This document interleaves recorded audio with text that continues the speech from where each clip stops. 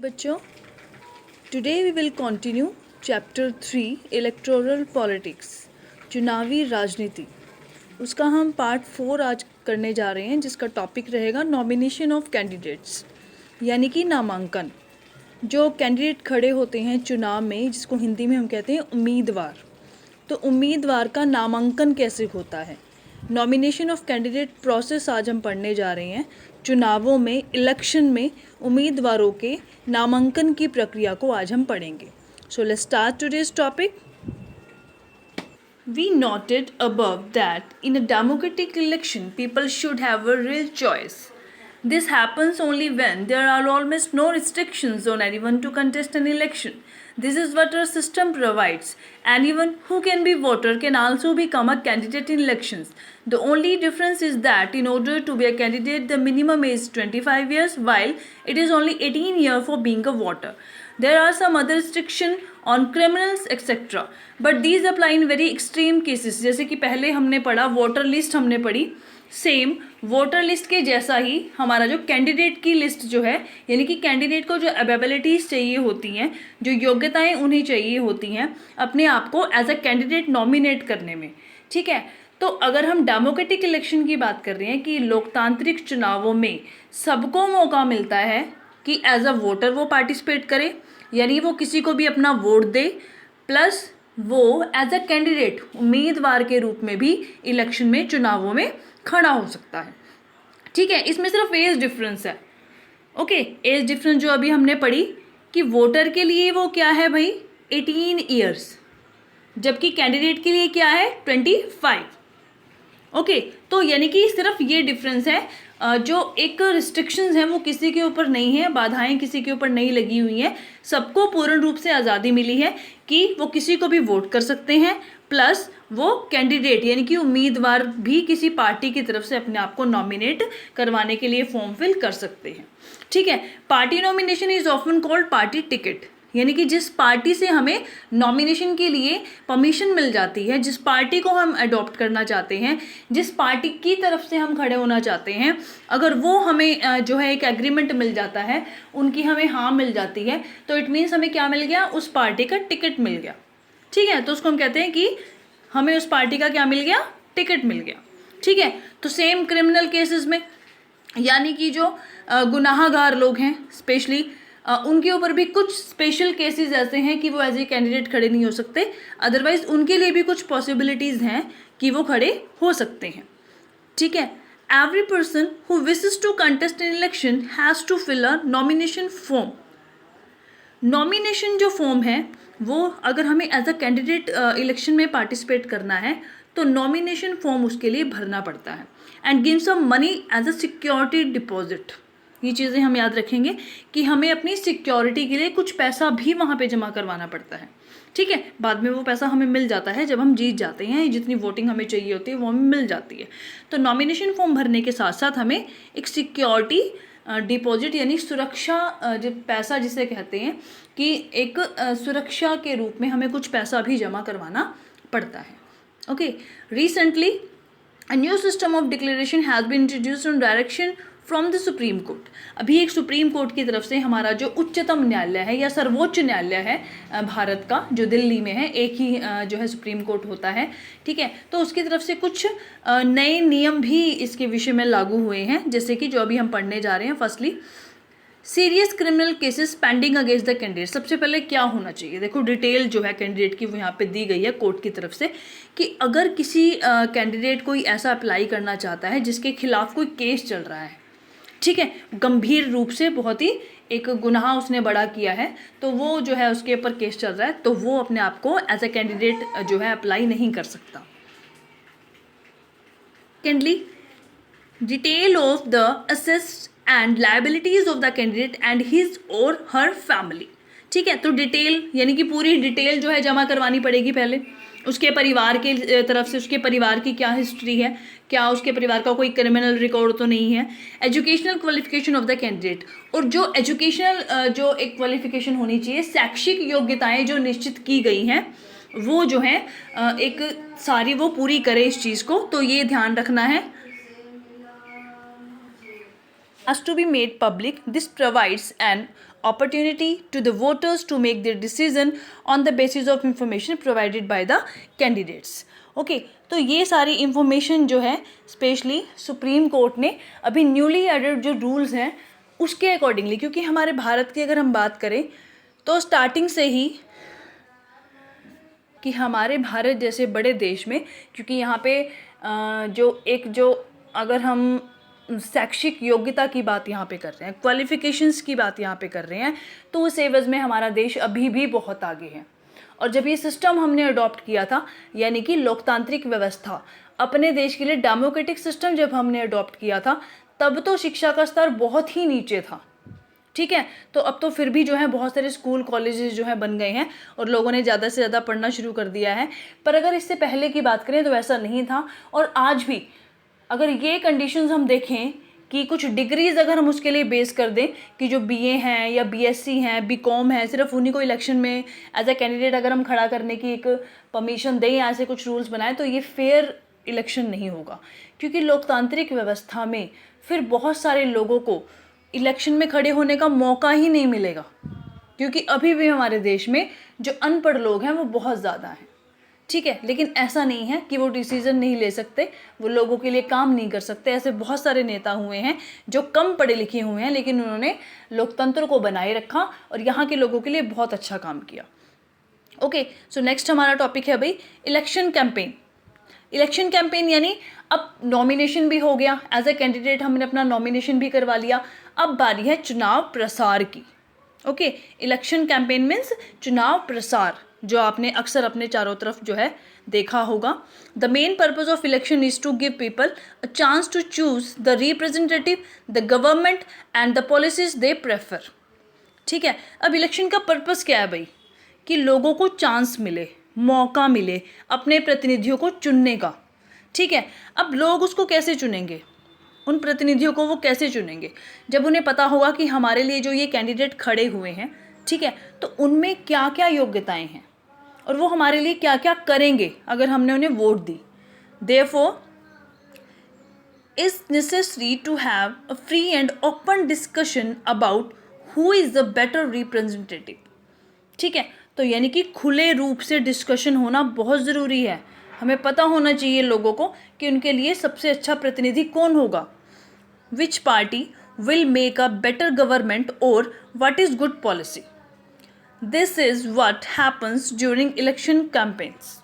ठीक है, तो चुनाव प्रसार के दौरान होता क्या है, इलेक्शन कैंपेन में होता क्या है कि अलग अलग जो कैंडिडेट खड़े हैं, अलग अलग पार्टी से जो खड़े हैं, वो अपने आप को रिप्रेजेंट करते हैं लोगों के बीच में आकर अपनी स्पीचेस के ज़रिए।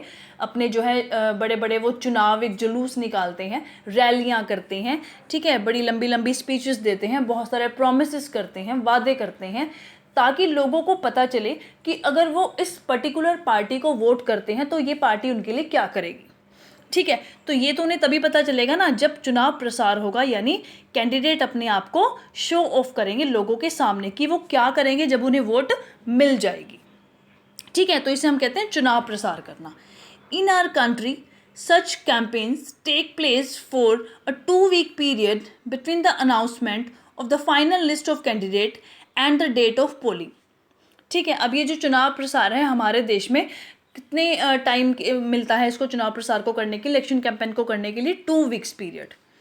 ठीक है, तो यानी कि 2 हफ्ते इन बिटवीन, किसके बीच में? जब जो फाइनल लिस्ट कैंडिडेट की अनाउंसमेंट होनी है और पोलिंग यानी कि वोटिंग की डेट के बीच में जो है 2 हफ्तों का टाइम होना चाहिए। वो जो टाइम है वो चुनाव प्रसार के लिए कैंडिडेट को मिलता है। During this period the candidate contact their voters, अपने वोटर यानी कि जिन लोगों से उनको वोट लेनी है, जिस क्षेत्र से वो खड़े हैं, जिस एरिया से वो खड़े हैं, जो उनकी कॉन्स्टिट्यूंसीज है। ठीक है, तो वहाँ के लोगों को से वो पर्सनली मिलते हैं, बड़े बड़े जो है उनके समागम होते हैं, उनकी पूरी एक रेसर्च मीटिंग्स होती हैं अपने वोटर्स के साथ में जो लोग उन्हें वोट देंगे। Okay, so next is political leaders address election meeting and political parties mobilize their supporters। ठीक है, मोबिलाइज या मोबाइल्स का मतलब यहाँ पे होता है इकट्ठे होना। जितनी भी पॉलिटिकल पार्टीज़ हैं वो अपनी मीटिंग्स अरेंज करते हैं वोटर के साथ में। ठीक है, और उनके जो समर्थक हैं वो सारे इकट्ठे होते हैं, सपोर्टर्स को सपोर्ट करने वाले। फॉर एग्जांपल आपकी फैमिली में आप जो हैं या आपके पेरेंट्स जो हैं जो भी वोट करने वाले हैं वो किसको जो है सपोर्ट कर रहे हैं, कांग्रेस को कर रहे हैं या बीजेपी को कर रहे हैं, ठीक है। तो अगर उनकी कोई स्पीचेस होती हैं, उनका कोई प्रोग्राम होते हैं, उनके कोई मीटिंग होते हैं, तो आप भी इनमें बढ़ चढ़ के हिस्सा लोगे और आप अपने जानने वालों को भी कहोगे कि आप भी उसमें हिस्सा लो, ठीक है। This is also the period when newspaper and television news are full of election related stories and debates. यही टाइम है कि आपके टीवी पे, न्यूज़ पे, रेडियो पे, हर जगह आपको इलेक्शन से रिलेटेड कहानियाँ ही सुनने को मिलेंगी। इलेक्शन से रिलेटेड डिबेट्स, आपस में एक दूसरे के साथ मुकाबला होगा, बहस होगी, सारी चुनावों को लेकर होगी। But election campaign is not limited to these 2 weeks only. Political parties start preparing for election months before they actually take place. ठीक है, तो टाइम तो उन्हें ये ही मिला है कि 2 वीक्स के अंदर अंदर आपने जितना चुनाव प्रसार करना है वो कर लो। लेकिन हमारे देश में क्योंकि लोकतंत्र इतना ज़्यादा जो है एक ग्रेटफुल है, महान है, कि लगभग 1 महीने तक, ठीक है, 1 महीने पहले ही जो सारी पार्टीज़ हैं एक्चुअली इस चीज़ की तैयारी जो है वो शुरू कर देती हैं। That's why in election campaigns, political parties try to focus public attention to some big issues. They want to attract the public to that issue and let them to vote to their party on the basis. Let us look at some of successful slogans given by different political parties. अब इन campaigns में होता क्या है, चुनाव प्रसार meetings में होता क्या है, जितनी भी पॉलिटिकल पार्टीज़ हैं वो कोशिश करती हैं कि ज़्यादा से ज़्यादा लोगों की अटेंशन हमें मिले। वो कुछ ऐसे स्पेशली स्लोगन्स तैयार करती हैं, कुछ ऐसे इश्यूज़, कुछ ऐसे मुद्दे उठाती हैं जो मुद्दे आम जनता से जुड़े होते हैं, ठीक है। यानी कि समय समय पर जितनी भी पॉलिटिकल पार्टीज़ हैं, जो राजनीतिक दल हैं, वो अपने आप को जिताने के लिए, वोट्स पाने के लिए क्या करते हैं, लोगों की अटेंशन लेते हैं और उस समय पे जो समस्याएं चल रही होती हैं उनको मुद्दा बनाकर वो बात करते हैं। तो ऐसे ही स्पेशली कुछ बड़ी बड़ी पार्टीज़ हैं जिन्होंने टाइम टाइम पे कुछ स्लोगन्स दिए थे जो आपको याद भी रखने हैं, ठीक है, जो आपकी इस चैप्टर में दिए गए हैं। Firstly, the Congress party led by Indira Gandhi gave the slogan of गरीबी हटाओ, रिमूव पॉवर्टी। कांग्रेस पार्टी की जो बहुत महान नेता हुई हैं इंदिरा गांधी, ठीक है, लोकसभा इलेक्शन में 1971 में उन्होंने कौन सा नारा दिया था, गरीबी हटाओ, क्योंकि उस टाइम पे गरीबी बहुत बड़ी समस्या थी हमारे देश में। तो उस पार्टी का क्या नारा था भाई, गरीबी हटाओ, ये मुद्दा उसने उठाया था, जिसमें जिसको मैं अगर आपको बताऊं हिस्ट्री की बात, तो इस स्लोगन के बाद जो है लोग जो है बहुत ज़्यादा इंस्पायर हुए थे इंदिरा गांधी जी से, और बहुत बड़ी एक जीत उन्हें जो है लोकसभा के इलेक्शन में हासिल हुई थी, ठीक है, इस स्लोगन की वजह से। नेक्स्ट, सेव डेमोक्रेसी, यानी कि लोकतंत्र को बचाओ, ठीक है, गरीबी हटाओ नारा दिया था इंदिरा गांधी जी ने 1971 में अपने लोकसभा इलेक्शंस में। सेव डेमोक्रेसी यानी कि लोकतंत्र को बचाओ, ये नारा किसने दिया था, was the slogan given by Janata party under the leadership Jayaprakash Narayan. ये दिया था भाई जनता पार्टी ने जयप्रकाश नारायण की लीडरशिप में, यानी उस टाइम उनके हेड कौन थे, जयप्रकाश नारायण, और पार्टी का नाम था जनता पार्टी, ठीक है। इंदिरा गांधी तो कांग्रेस पार्टी की थी, आप सबको पता है। तो जब 1975 में इंदिरा गांधी जी ने जो है एमरजेंसी लगा दी थी हमारे देश में। एमरजेंसी का मतलब होता है आपातकाल लगा देना। आपातकाल का मतलब होता है लोकतंत्र का खत्म हो जाना, यानी जितने भी लोकतांत्रिक अधिकार, जितने डेमोक्रेटिक राइट्स मिले हुए हैं लोगों को, एमरजेंसी के दौरान वो सब खत्म हो जाते हैं। अगर आपातकाल लगा दिया जाता है किसी भी राष्ट्रपति या प्रधानमंत्री के जरिए, तो लोगों को जो लोकतांत्रिक अधिकार मिले हुए हैं वो खत्म हो जाते हैं। तो 1975 में इंदिरा गांधी जी ने एमरजेंसी जो है अनाउंस की थी। तब जो है जनता दल ने उसके विरोध में स्पेशली जो फेमस नेता उस टाइम पे लीडर जो हुए थे जनता पार्टी के, जयप्रकाश नारायण, उनका क्या स्लोगन था भी उनकी पार्टी का 1977 में, सेव डेमोक्रेसी, यानी कि लोकतंत्र को बचाओ, ठीक है। तो ये नारा दिया था जनता पार्टी के जयप्रकाश नारायण ने 1977 में। इस बेसिस पे जनता पार्टी को भी बहुत बड़ी जीत जो है 1977 के चुनावों में मिली थी। Okay, the left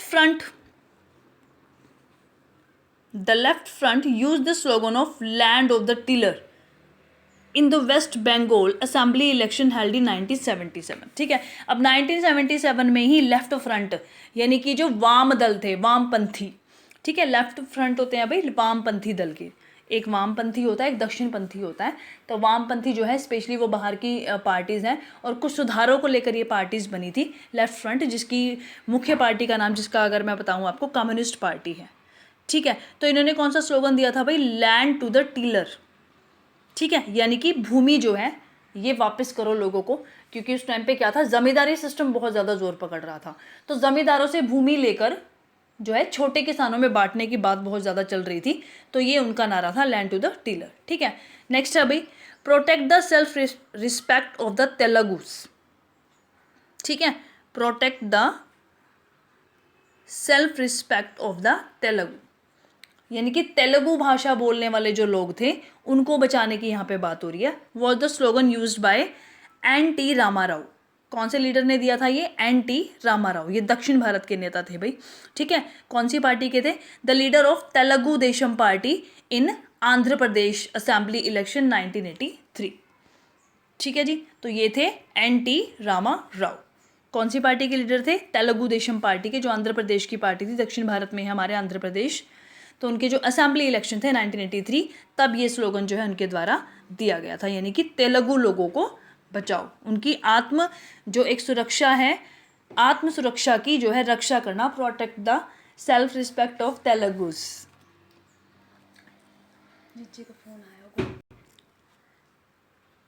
In a democracy, it is best to leave political party and candidate free to conduct their election campaign the way they want to.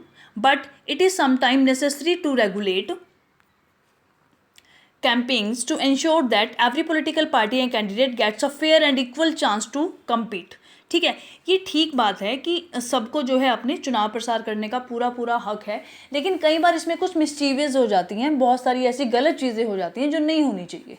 चुनाव प्रसार के दौरान बहुत सारी गलत चीज़ें जो हैं हम करते हैं, मीन्स जो पॉलिटिकल पार्टीज़ हैं, राजनीतिक दल हैं, वो करते हैं जो नहीं करनी चाहिए। सबको इक्वली जो है एक मौका जो है, समान रूप से सबको अवसर मिलने चाहिए, हर पार्टी को अवसर मिलने चाहिए कि हर कोई अपने जो चुनाव प्रसार है वो अच्छे से कर सके और अपने वोटर से डायरेक्ट कांटेक्ट बना सके, यानी जो उन्हें वोट देने वाले हैं, जो उन्हें मत देने वाले हैं, उनसे डायरेक्ट वो कांटेक्ट कर सके। ठीक है, अब according to our election law, no party और कैंडिडेट कैन, अब यहाँ पे लिखा हुआ है कि हमारे जो लॉज हैं, इलेक्शन लॉ, जो चुनाव के जो नियम हैं, उसके अकॉर्डिंगली कौन कौन से पार्टी और कैंडिडेट क्या कर सकते हैं, क्या नहीं कर सकते। ठीक है, कैन ब्राइब और थ्रेटन वोटर्स, सबसे पहले वोट यानी कि जो मत करने वाले लोग हैं, जो वोट डालने वाले लोग हैं, उनको या तो लालच देना या उनको डराना। Firstly, appeal to them in the name of caste or religion, उनसे अपील करना कि आप अपने धर्म या जाति के नाम पर वोट दो, बहुत गलत चीज़ है। Use government resources for election campaign, सरकारी साधनों का गलत प्रयोग करना अपने चुनाव प्रसार के लिए। Spend more than ₹25 lakh in a constituency for a Lok Sabha election or ₹10 lakh in constituency in an assembly election. कुछ लिमिट है भाई पैसा खर्च करने की, यानी चुनाव प्रसार में आप अपनी मर्जी से जो है पैसा खर्च नहीं कर सकते कि जितना देखो पैसा वो बहाए जा रहे हैं। कुछ लिमिट है, जो लिमिट यहाँ पे दी गई है कि लोकसभा इलेक्शन में 25 लाख और जो आपकी असेंबली इलेक्शन है जो राज्य के होते हैं उसमें 10 लाख से ज़्यादा पैसे आप नहीं खर्च कर सकते चुनाव प्रसार के लिए। ठीक है, if they do so their election can be rejected by the court even after they have been declared elected. अगर ऐसा पाया जाता है, ऐसे सबूत मिलते हैं कि इन सारे नियमों का पालन नहीं किया गया है, तो चाहे आपका इलेक्शन हो गया हो, चाहे कैंडिडेट को चुन लिया गया हो, फिर भी आपके इलेक्शन, आपके चुनाव को कैंसिल किया जा सकता है। ठीक है, in addition to law all the political parties in our country have agreed to a model code of conduct for election campaigns. ठीक है, तो यहाँ आप इस वर्ड को याद रखोगे, कोड ऑफ कंडक्ट, यानी कि नियमों का समूह। चुनाव आयोग जो नियम बना रहा है उनको फॉलो करना ज़रूरी है। ठीक है, इसको कोड ऑफ कंडक्ट कहा जाता है कि जो नियम हैं चुनाव प्रसार के लिए जो बनाए गए हैं वो उनका जो है उनको फॉलो करना बहुत ज़्यादा ज़रूरी है। According to this, no party और candidate can use any place of worship for election propaganda. ठीक है, अब कोई भी वर्शिप यानी कि जहाँ हम पूजा करने जाते हैं, कोई भी मंदिर है, मस्जिद है, गुरुद्वारा है, कोई सत्संग भवन है, तो ऐसी चीज़ों को यूज़ नहीं कर सकते। ठीक है, अपनी इलेक्शन मीटिंग के लिए। Use government vehicle, aircrafts and official for election and once election are announced, minister shall not lay foundation stones of any projects, take any big policy decision or make any promises of providing public facility। ठीक है, हम जो हैं सरकारी साधनों का, जो हमारे व्हीकल्स यानी कि सरकारी जो भी साधन है, वाहन है, ठीक है, कोई उनके जो चाहे वो एरोप्लेन है, चाहे वो कोई गाड़ी है, जीप है, उसका जो है हम यूज़ नहीं कर सकते। और एक बार जब इलेक्शन अनाउंस्ड हो गए कि इस डेट को इलेक्शन होने हैं, उसके बाद कोई भी मिनिस्टर, कोई भी नेता जो है वो कोई भी प्रोजेक्ट नहीं रख सकता अपना, या कोई जो है बड़ा एक फ़ैसला नहीं कर सकता, कोई जो पब्लिक फैसिलिटी देने की बात है, यानी कि एक बार जब टाइम ख़त्म हो गया तो उसके बाद चुनाव प्रसार हम नहीं कर सकते। ठीक है, तो ये था आपका नॉमिनेटिंग ऑफ कैंडिडेट। ठीक है, और उसमें कौन कौन से रूल्स हैं भाई इलेक्शन कैंपेन में, यानी कि चुनाव प्रसार करने में कौन कौन से रूल्स हैं, कौन से हमें फॉलो करने हैं। ठीक है, तो नेक्स्ट टॉपिक रहेगा आपका polling and counting of votes, यानी कि इसके बाद जब वोट्स हो जाती हैं, ठीक है, वोट्स कैसे होती हैं, उसके लिए कैसे यूज़ हमने और फिर उनकी काउंटिंग कैसे होगी। सबसे पहले तो वोटिंग के दिन पे कौन कौन सी चीज़ें ध्यान में रखनी है जो इलेक्शन कमीशन जो प्रोवाइड कर रहा है हमें। ठीक है, तो ये हमारा रहेगा नेक्स्ट टॉपिक। आज के लिए इतना ही।